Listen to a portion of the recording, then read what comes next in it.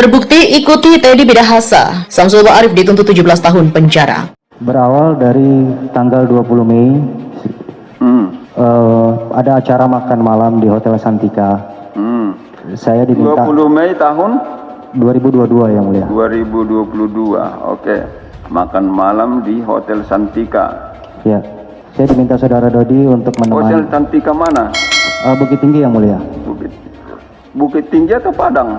Bukit Tinggi yang mulia. Bukit Tinggi. Ya, setelah itu selesai acara makan malam, kami kembali ke rumah.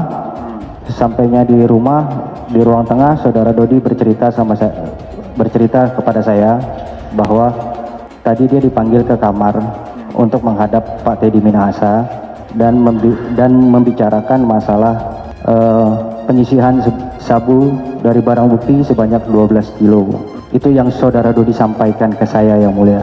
Kemudian reaksi saya yang pertama adalah, masa sih bang, saya bilang gitu. Saya agak kaget dengarnya. Kemudian saya sarankan untuk tidak dilakukan karena ini rawan, saya bilang.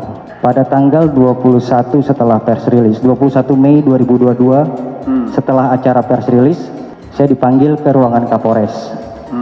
Di sana beliau menceritakan kepada saya terkait masalah penyisihan ini lagi. Lalu diperlihatkan kepada saya isi percakapan WhatsApp antara Pak Teddy dengan Pak Dodi. Di situ saya baca, mainkan ya mas, minimal 1/4. Di situ saudara Dodi menjawab siap 10 jenderal. Di situ saya bertanya, bang, ini betul? Secara jujur saya masih meragukan itu. Diperlihatkan kepada saya dari WhatsApp tersebut, profil name-nya IJP Teddy Minahasa SIK. Lalu foto profilnya Pak Teddy sedang hormat kepada Presiden Jokowi. Tapi tidak diperlihatkan nomornya, hanya profilnya aja yang mulia. Lalu ada isi chat juga yang saya baca mengenai tukar BB dengan tawas.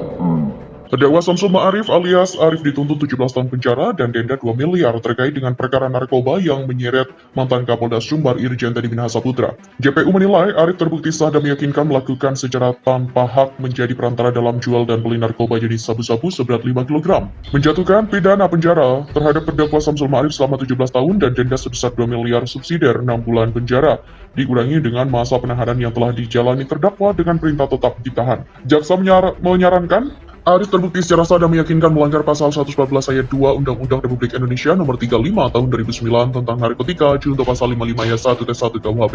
Dalam kesempatan ini jaksa turut mengungkapkan hal-hal yang memberatkan dan meringankan bagi terdakwa. Adapun hal-hal yang memberatkan terdakwa, Arif telah menukar barang bukti narkotika jenis sabu dengan tawas dan merupakan perantara jual beli narkotika jenis sabu. Selain itu terdakwa juga telah menikmati keuntungan sebagai perantara dalam jual beli narkotika jenis sabu. Selain itu, hal-hal yang meringankan Samsul Ma'arif ialah mengakui perbuatannya. Sementara itu, agenda sidang selanjutnya ialah pembacaan nota pembelaan atau pledoi yang akan dibacakan pihak Samsul Ma'arif pada Rabu. Kuasa hukum mantan Kapolres Bukit Tinggi AKBP Dodi, Pradranegara Adril Piari Purba menilai mantan Kapolda Sumbar Irjen Teddy Minahasa layak dijatuhi hukuman mati. Hal itu disebut Adril mengingat sejumlah upaya Teddy untuk meloloskan diri dari kasus penggelapan barang bukti narkoba. Pernyataan itu juga sekaligus bentuk kekecewaannya atas tuntutan JPU kepada kliennya Dodi yakni 20 tahun.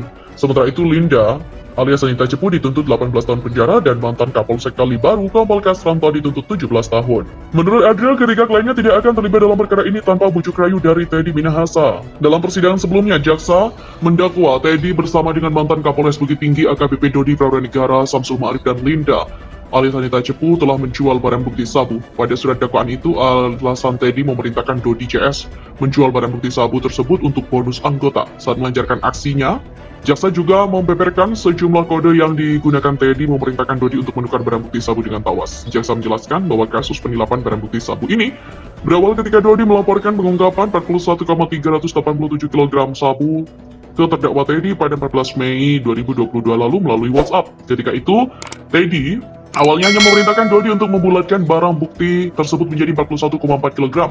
Pada 17 Mei 2022, Dodi kemudian kembali menghubungi Teddy lewat pesan WA untuk menanyakan waktu ekspos atau rilis kasus narkoba itu. Di saat itulah, kata jaksa, Teddy memerintahkan Dodi untuk menukar sebagian barang bukti sabu dengan tawas dengan dalih untuk bonus anggota.